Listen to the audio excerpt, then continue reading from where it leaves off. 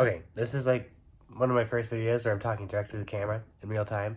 So I'm awkward for the first like minute and 30 seconds, but after that, I get funny. So just don't bail if you're actually watching. I don't know why. Who are you watching this? What are you doing?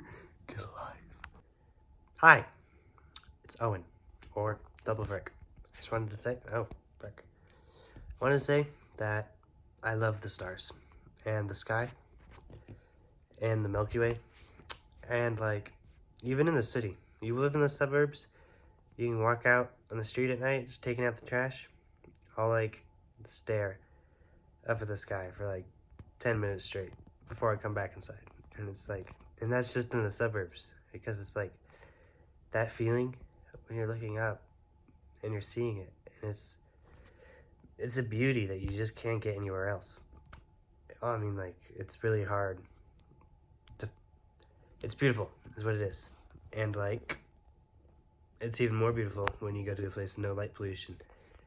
Like, I haven't seen the Milky Way yet, but there's a road trip that I'm planning next year where I'm gonna see it, and I can't freaking wait for it. I mean, like, I can't imagine looking up. I mean, I can imagine, and I love it, looking up at the sky and seeing the freaking Milky Way. Like, doesn't that sound awesome? I can't imagine. Some people go their entire lives without seeing the Milky Way in the sky. I mean, you see those things in photos, and it's like, oh my God, how's that even real? At least if you grow up in cities your whole life, you do. Maybe not the rural people out there, but and I mean, like, I can't imagine the night sky that like cavemen had, right? Like Neanderthals sitting around a fire after they just finished their daily hunting. They're sitting around whatever language Neanderthals spoke, telling stories to each other, and they look up at the sky, and there's that huge no light pollution at all, unless it's coming from natural features like the ocean, and it's like the cosmos, and it's right there. And even the early Homo sapiens too, like they experienced it. All those species, early hominins that were capable of intellectual motion, whatnot. Anyways, I love the stars, I love the sky, I love space and the science of it too, but like just looking at it it's gorgeous. And words can't really capture it, but if you're in the city, you gotta go out, you gotta drive to like a place in the middle of the forest, go camping for a night, and look at that night sky. Like, even if you can't go as far to see the Milky Way, like, if you can, you see so much more stars when you get out of the light pollution. And I think it's one of the most beautiful things ever. Okay, I started a new angle because my hands got tired. Anyway, when you get to the science of the stars, it's amazing. It's wonderful. I mean, like, our sun, I don't remember how many billion years it lives, but it's like just the right age or for whatever for like all life on Earth to have time to form, and like the oceans and whatnot. But like our sun, when it dies, it's gonna go expand super big into what's called like a red giant, and it may or may not engulf Earth completely. We don't know yet, but it'll engulf like the first two planets at least, at the very least, and after it becomes a red giant, because like in the middle, that's gonna be because like in the middle of stars, and the very middle of them, how they work is like there's hydrogen atoms, and there's like so much, because stars are formed from huge gas clouds, and like the gravity pulls it inwards and stuff, and it turns it into a star, and it would keep collapsing inward, except the hydrogen atoms get under so much pressure that they start colliding and turning into helium, and that pushes outward energy, and that is what makes the star stay still and like not implode on itself, because that's force pushing out and gravity is the force pushing in. And that's how stars run, is they fuse elements in the core. Like right now our sun is doing nuclear, I think it's fusion, because fission is like nuclear bombs, so it's doing fusion in the core where it's turning hydrogen into helium, and that's the fuel and stuff, and it lets it off as radiation and other methods and whatnot. But okay, my phone ran out of storage and it stopped the video. Anyway, when our star runs out of hydrogen to fuse, because it's all turned into helium, it'll start fusing helium into the next element, And as far as this, our sun probably won't forge iron, I don't think. But a star can only forge as high as iron and no higher. And when it runs out of that, or whatever is before that, ours might forge iron, I don't really remember. Anyways, when it fuses all it can do, and at some point, that's when it's over, and that's the method of death comes. But anyways, ours, when our sun will eventually become a red giant. I don't remember at what point, but some point after the hydrogen runs out. And that might be it. I'd have to Google it to remember exactly. But once it's a red giant, it's like this huge thing, and it's huge. And then after, okay, sorry, my stupid phone ran out of storage again. I had to go delete like 2 apps. Anyways, after the red giant of our sun, it'll become a white dwarf. And I don't know if there's an in-between, but eventually, after the red giant, it becomes a white dwarf. And it's like, it's so dense, like 1 teaspoon of it would be tons of pounds or kilograms on Earth. And it, like, more than that, it's like vastly significant. But anyways, it's done. I think it's done fusing at this point. I don't think it's fusing anymore. I think it's just really hot now.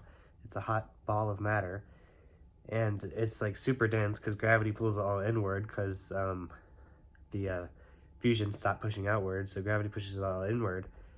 But since our sun isn't super duper big, it's small enough that it won't collapse so much in, because it'll reach a point, it'll collapse in, but not so much that it goes boom or black hole. And it'll become a white dwarf, which is like everything is like shoved together, and it's the outward force that keeps it a ball instead of just like going inward is electron degeneracy pressure, which is some complicated thing. If I try to explain it, I'll probably get it wrong, but it's like about orbitals and stuff. I don't want to get it wrong and explain it here, but anyways, it'll be a white dwarf, and white dwarfs live unimaginably long time. Like, I think trillions. I might be wrong, but I think it's trillions. Trillions of years. And, yeah, white dwarfs are cool because they're, like, smushed together, and they're just hot. Not as hot as our sun currently is, but, you know. And anyways, like, those bigger stars, like, I don't know, I don't want to get one wrong. There's bigger stars, right? And bigger than our sun. And once it reaches a certain size, the stars, when instead of going red giant, I don't think there's a red giant stage. Maybe there's something though. At the end of its life though, when it has nothing left to fuse and it's all over, bye-bye. Sorry, my freaking phone keeps running out of storage. Anyways, at the end of a big boy star's life, it'll either go black hole or supernova or neutron star. I don't know what decides which one of those, but if it's a neutron star, it's similar to a white dwarf, except things get even more dense, unimaginably dense, that the protons and the electrons, they get smushed together and turn into neutrons, and it's just pure neutron material. And it's really small compared to like other stars and stuff, and some of them spin, I think, and they're like pulsars. Anyways, neutron star is very cool. They're held, the outward force, I don't know, I don't remember, but the neutrons being shoved together like that creates outward force, which keeps it a ball instead of black hole. And yeah, it's like pure neutrons, and it's held together, and it's still hot. It's not as hot as the sun, obviously, but still hot. Or maybe it's hotter than the sun, I don't remember. 1 teaspoon of neutron star material is like, I don't know exactly, but thousands or hundreds of thousands or millions of, or trillions, I don't remember, it's really big number, tons, millions of trillions of tons or something, of pounds, if you like took 1 teaspoon of it. Like, that's how dense it is. It's crazy. And then, and then a gigantic star can also turn into a black hole, which is like, it goes past neutrons. Storage thing happened again. Anyways, black hole. Matter keeps collapsing inward. They're really complicated things. I'm not going to explain it very well, but it's like, Black holes are complicated. I'm not going to explain it well, so I'm not even going to try. Google about black holes. They're very interesting. It's awesome. And then, sorry, the storage thing happened again. God. Apparently the video is taking up a lot of space. Anyways, supernova, super cool, lots of energy. Don't remember exactly how they form, but big boy stars can go supernova at the end of their life. Very awesome. Space is awesome. There's so much cool stuff about space. There's a bunch more, but anyways, yeah, that's my little rant. I'm bad at improv, like talking on my feet usually, so but I did decent this time. But you see, I started in the beginning. It was awkward and got better. Anyways, yes, because I had goal to be like, I should talk about more stuff on here. And like, because I'm going to do urban exploring on that road trip and stuff, like I'll explore ghost towns, and I'm going to get a camcorder and put the footage on here. So that'd be awesome. Nobody's going to watch this video. I don't think anybody actually watches my videos. Story time again. God, anyway. Oh, look, a funny video. And then they click on it, and I don't think. But it would be cool if I could just get one person to go watch on my, oh, look, he's uploading another urban exploring video. That'd be really cool. And vlog would be cool, maybe. I'm thinking about. Anyways. Yeah, talking on here, showing stuff on here. Me, my face, and the stuff I see. Anyways, yeah. Peace out.